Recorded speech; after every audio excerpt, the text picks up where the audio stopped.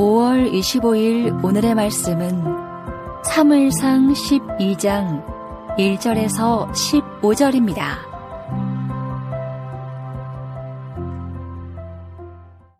사무엘이 온 이스라엘에게 이르되 보라, 너희가 내게 한 말을 내가 다 듣고 너희 위에 왕을 세웠더니 이제 왕이 너희 앞에 출입하느니라. 보라, 나는 늙어 머리가 휘어졌고 내 아들들도 너희와 함께 있느니라. 내가 어려서부터 오늘까지 너희 앞에 출입하였거니와 내가 여기 있나니 여호와 앞과 그의 기름 부음을 받은 자 앞에서 내게 대하여 증언하라. 내가 누구의 소를 빼앗았느냐? 누구의 나귀를 빼앗았느냐? 누구를 속였느냐? 누구를 압제하였느냐?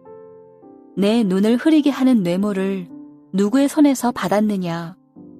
그리하였으면 내가 그것을 너희에게 갚으리라 하니 그들이 이르되 당신이 우리를 속이지 아니하였고 압제하지 아니하였고 누구의 손에서든지 아무것도 빼앗은 것이 없나이다 하니라. 사무엘이 백성에게 이르되 너희가 내 손에서 아무것도 찾아낸 것이 없음을 여호와께서 너희에게 대하여 증언하시며 그의 기름 부음을 받은 자도 오늘 증언하느니라 하니 그들이 이르되 그가 증언하시나이다 하니라. 사무엘이 백성에게 이르되 모세와 아론을 세우시며 너희 조상들을 애굽 땅에서 인도하여 내신 이는 여호와이시니 그런즉 가만히 서 있으라. 여호와께서 너희와 너희 조상들에게 행하신 모든 공의로운 일에 대하여 내가 여호와 앞에서 너희와 담론하리라. 야곱이 애굽에 들어간 후 너희 조상들이 여호와께 부르짖음에 여호와께서 모세와 아론을 보내사 그 두 사람으로 너희 조상들을 애굽에서 인도해내어 이곳에 살게 하셨으나 그들이 그들의 하나님 여호와를 잊은지라. 여호와께서 그들을 하솔 군사령관 시스라의 손과 블레셋 사람들의 손과 모압 왕의 손에 넘기셨더니 그들이 저희를 치매 백성이 여호와께 부르짖어 이르되 우리가 여호와를 버리고 바알들과 아스다롯을 섬김으로 범죄하였나이다. 그러하오나 이제 우리를 원수들의 손에서 건져내소서.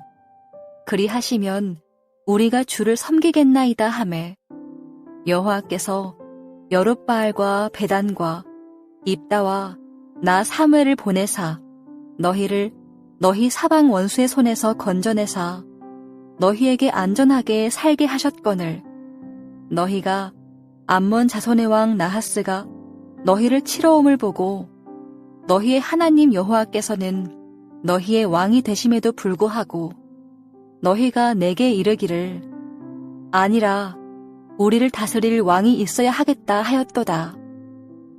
이제 너희가 구한 왕, 너희가 택한 왕을 보라. 여호와께서 너희 위에 왕을 세우셨느니라. 너희가 만일 여호와를 경외하여 그를 섬기며 그의 목소리를 듣고 여호와의 명령을 거역하지 아니하며 또 너희와 너희를 다스리는 왕이 너희의 하나님 여호와를 따르면 좋겠지만은 너희가 만일 여호와의 목소리를 듣지 아니하고 여호와의 명령을 거역하면 여호와의 손이 너희의 조상들을 치신 것 같이 너희를 치실 것이라.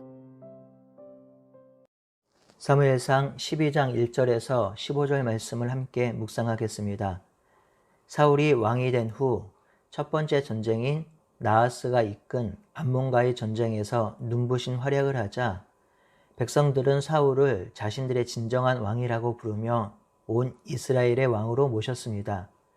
이에 사무엘은 온 백성을 길갈에 모으고 나라를 새롭게 하자고 하였지요. 이제 사무엘이 나이가 들었고 머리가 휘어졌습니다. 그래서 자신의 사사직을 내려놓고 고별 설교를 합니다. 사무엘은 단순히 자신이 나이가 들었고 늙었기 때문에 사사직을 내려놓은 것은 아닙니다. 1절에 기록된 바와 같이 백성들의 요구대로 왕을 세웠고 그 왕이 이스라엘을 다스릴 준비가 되었고 그래서 이제 사사시대가 종식되고 왕정시대가 시작되는 새로운 시대를 열어야 하기에 이제 사사직을 내려놓고 있는 것이기도 합니다. 고별 설교를 하기 전에 사무엘은 자신이 사사직을 감당할 때에 신실하고 정직하게 감당했음을 드러내고 있습니다. 내가 누구의 소를 빼앗았느냐, 나귀를 빼앗았느냐, 누구를 속였느냐, 누구를 압제하였느냐, 눈을 흐리게 하는 뇌물을 받았느냐라고 당당하게 말하지요. 성경에 여러 인물이 등장하지만 사무엘과 같이 백성들 앞에서 당당하게 이야기할 수 있는 인물이 누가 있을까 싶기도 합니다. 사무엘이 이스라엘의 사사로 다스리는 동안 사무엘은 자신이 가지고 있는 직임으로 남의 것을 빼앗지 않았고 속이지 않았고 뇌물을 받지 않았습니다. 사무엘이 이렇게 백성들에게 말한 이유는 자신이 사사직을 잘 감당했다고 드러내려는 목적이 아닙니다. 그 이유는 두 가지로 찾아볼 수 있겠는데요. 하나는 자신을 통해 이스라엘을 다스린 하나님의 통치가 정당했음을 드러내기 위함이 있지요. 사무엘이 사사로 있는 동안 행한 정직, 공평, 공의, 의로움은 하나님께서 사사를 통해 통치하시는 동안 그의 다스림에 아무런 문제가 없었음을 드러내는 것입니다. 그러니 앞으로도 하나님의 통치와 다스림 안에 거하라는 의미가 있겠지요. 또 하나는 앞으로 세워질 모든 왕을 향한 메시지가 담겨 있을 것입니다. 왕은 사사보다 훨씬 더 큰 힘과 권력을 가지게 될 것이지만 하나님이 세우시는 왕들, 모든 지도자는 하나님의 다스림대로 정직, 공평, 공의, 의로움으로 백성을 다스려야 한다는 의미가 숨겨져 있겠지요. 이제 사무엘은 백성들에게 고별 설교를 합니다. 먼저 6절에서 8절, 이스라엘을 해방시킨 하나님의 역사를 드러냈지요. 하나님은 모세와 아론을 세우시며 조상들을 애굽 땅에서 인도하여 낸 분임을 드러냅니다. 그리고 그 하나님의 실제 역사 속에서 어떻게 이스라엘을 인도하셨는지를 알려주지요. 7절에 가만히 서 있으라고 하는데 이는 긴장하고 집중하란 말이고요. 또한 담론하겠다고 하지요. 이는 하나님의 역사를 하나씩 세밀하게 살펴보겠다는 말입니다. 지금 사무엘은 이스라엘 백성에게 하나님께서 하신 일을 설교할 것인데 그것이 진실인지 제대로 살펴보라고 하고 있습니다. 그만큼 사무엘은 하나님께서 행하신 일에 확신이 있으며 그 행하신 일이 진실임을 믿고 있습니다. 야곱이 애굽으로 들어간 후 그 자손들은 애굽에서 종이 되었고 애굽 왕 바로의 학대가 날로 심해졌습니다. 이 학대로 백성들은 여호와께 부르짖었고 여호와께서는 그 부르짖음을 외면하지 않으시고 들으셨습니다. 그리고 이스라엘의 해방을 위해서 모세와 아론을 보내셔서 이 두 사람을 통해서 애굽에서 인도하여 내어주시고 이곳에서 살게 하셨다고 설교하지요. 8절 한 절의 짧은 절이지만 이 한 절에 이스라엘 백성의 정체성이 다 들어가 있습니다. 8절에서 야곱의 등장은 아브라함 손자로 아브라함과 하나님이 언약하셨음을 드러내고 있고요. 종되었던 곳에서 인도하여 살게 된 것은 하나님께서 인도하심 때문이며 그러니 그들의 주인 왕이 하나님이란 의미이죠. 이 역사를 드러내면서 그것을 강조하고 있습니다.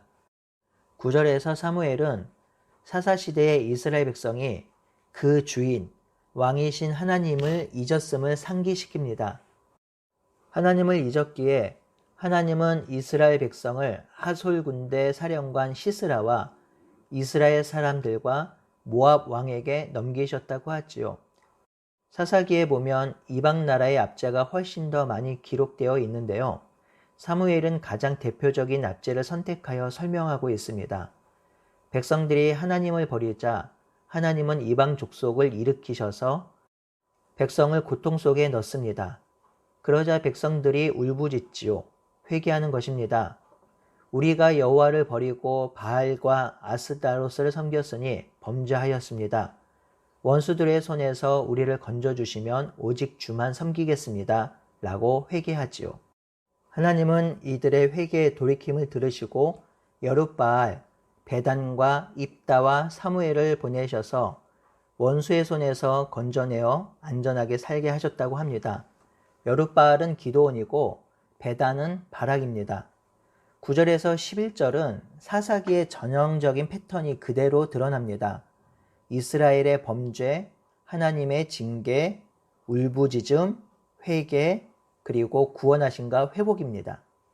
사무엘이 이 사사시대의 역사 속에서 일어난 전형적인 패턴을 설교한 이유는 12절에서 15절의 교훈을 주기 위함입니다.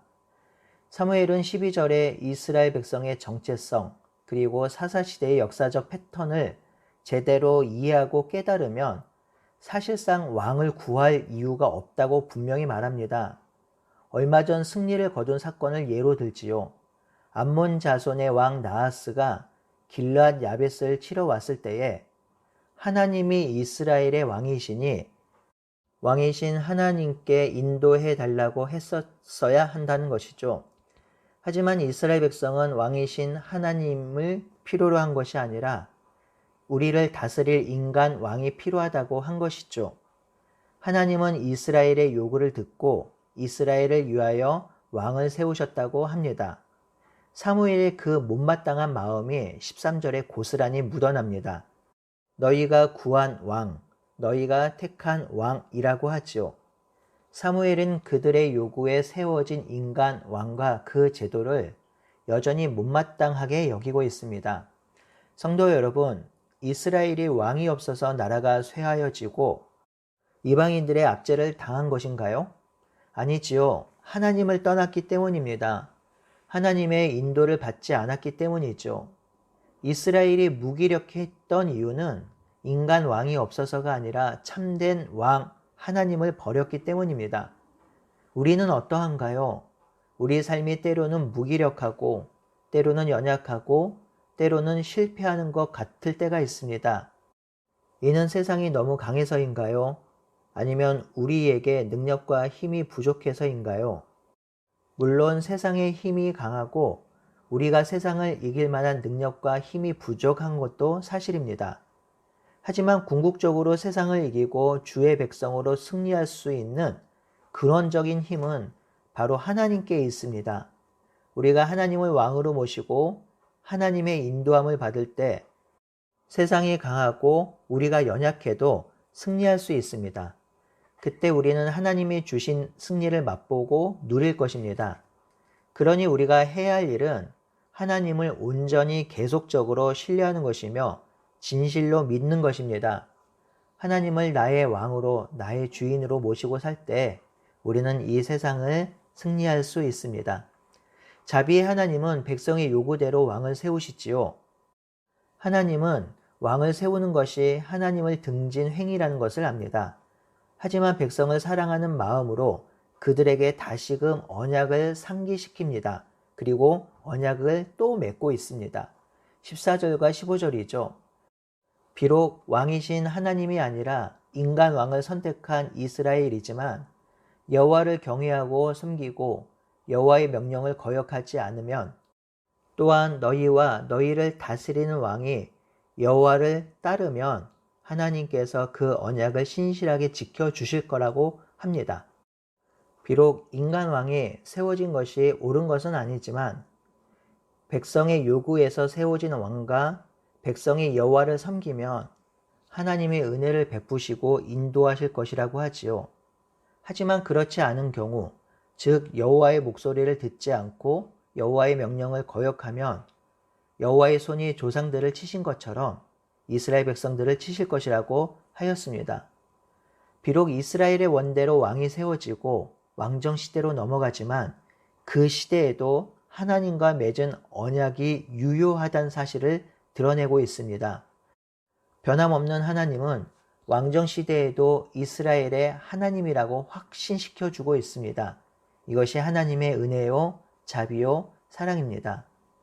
하나님은 우리가 인도를 거부하고 하나님보다 더 사랑하는 것이 생기고 그것을 신뢰해도 우리와 맺은 언약을 잊지 않으십니다. 여전히 우리를 붙들고 계시죠. 떠나는 것은, 그리고 거부하는 것은 우리일 뿐이지 하나님은 언제나 그 자리에 계십니다. 이토록 우리를 신실하게 사랑하시는 그 하나님의 사랑을 누리며 그 사랑 때문에 기쁘고 사랑스러운 하루가 되기를 바라고 소원합니다. 아멘.